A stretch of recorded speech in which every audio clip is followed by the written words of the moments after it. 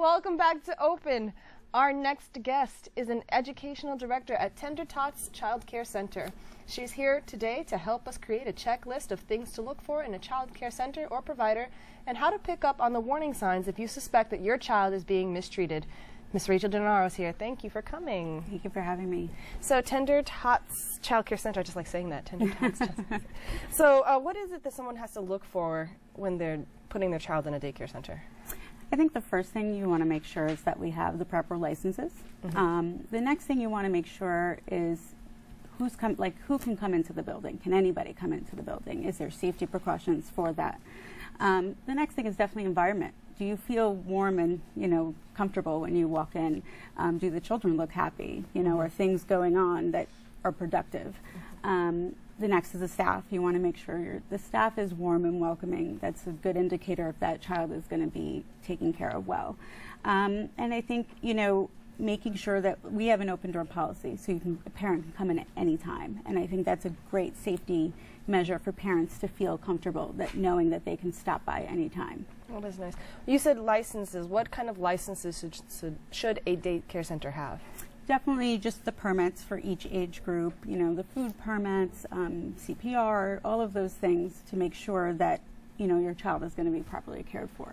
Fantastic. So that's really cool that the parents can stop by anytime yes. to check in on their child. Yes, we do have that. And we like to make sure that they can even spend some time in the room, especially when you're first starting daycare, because that's a very... Separation anxiety. Yeah, it's worse for the parents, I think. But so that's where we try to make sure that they can go into the room and feel comfortable and get to know the teachers and see what's happening in the classroom. Where is Tots? We're in the Bronx, in Norwood, so we're on Decatur Avenue. And what age groups do you cater to? So we have 6 weeks to 5, and then we have after school, which is 6 to 12 years. So you said that there are different licenses for different age groups. Why is that? It's just a matter of each center. Some centers only do infants, some centers only do toddlers. So we try to make sure that you have to have all of them. Since we have such a wide range, you have to make sure you have all of those permits. How do you know that a child is being mistreated when they're at a daycare center? I mean, sometimes children are really good at hiding it, or they can't speak for themselves for most age groups. Especially if they're an infant. Yeah. Definitely any type of change in behavior. Are they coming home and not talking? Are they shying away from people? Are they not communicating? What you want to see in a daycare is a child blossoming, communicating, social interaction. If you're beginning to see, if they don't want to go in the room, those are some indicators that something may not be going, something might be not right. What are some of the outlets that parents have if they find that that's the case?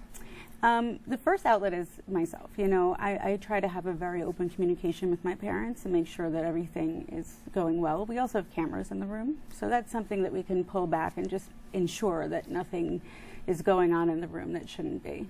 What are some of the activities you have at Tots? We work, on a curriculum. So we work with creative curriculum. The babies have their tummy time and their, fine motor and gross motor skills. I want tummy time. I do too, and I want the nap time. But, as they get older, we do have a curriculum, and they really kind of stay on that. So they definitely have center time. They go outside. They do have a nap time, which is great. And then we really try to facilitate that social emotional piece with each other. So Tots is kind of all day, 9 to... We're open 7:36. We also have a UPK program, so we extend those hours to 6:30 in the morning till about 7 at night. Do you have an admissions process? Do you have a waiting list? We do have a waiting list for UPK. Our regular program, no. So it's just really kind of coming in, getting the paperwork, which is also the best thing is to get a tour, so you can get a feel of what's happening. So that's usually what we say, and then we help them through that process. What are some of the best practices that you have at the daycare center? What do you find really works for the children? A warm and loving environment, I think, is the key to any type of childcare. This is early learning, and if the children don't feel loved, we want to make a home away from home. And that will facilitate and start that learning process. And obviously, structure and consistency is always the best way to go. They come up to you, Miss Denaro, I missed you. I try to know all the children. I think that's really important, even to make sure it's the right environment fit for them. So knowing all of the kids in the center, and it's also a joy to know that. I love to spend time in the rooms playing with the kids and getting to know them. So, you know, that's the best part of it. Have you been there long? About 3 years, going on 4. So 3 years going on 4. That means you might have seen a few of them kind of grow from Yes. really early to kind of late. And what is some of the story? Like, do you have a story that really touched your heart, or that you might share with us? A story, that's a hard one. I think, you know, we get to see the transition. I've had some of them from 1 and transition to 4, and we like to have a huge graduation. And I think it's a great celebratory moment. And I always still cry every year, you know, and I did every year teaching. So I think, you know, you get to see that progress, and it's such a beautiful thing that you really take with you. You said you were a teacher? Yes. Where did you teach? I did teach UPK. I also was a special ed teacher, so I did special ed for a few years, and I did see it, and I currently still do evaluation. So that point of like making sure it's the right environment is very crucial for me. As not every child thrives in every environment. That's true. Yeah. Where can people go to find out more information about? They can go onto the website and it's tendertotsny.com, and we have info@tendertotsny.com. The phone number is 646-481-3067. And I see that you have a Twitter and a Facebook account. So. Oh yes, we do. You can kind of see what's going on in the day. We do take pictures throughout the day, and we try to post them so parents can see what we're working on, and we try to let everybody know what's going on. Lovely. Do you have rolling admission, or is it just one time during the year and that's it?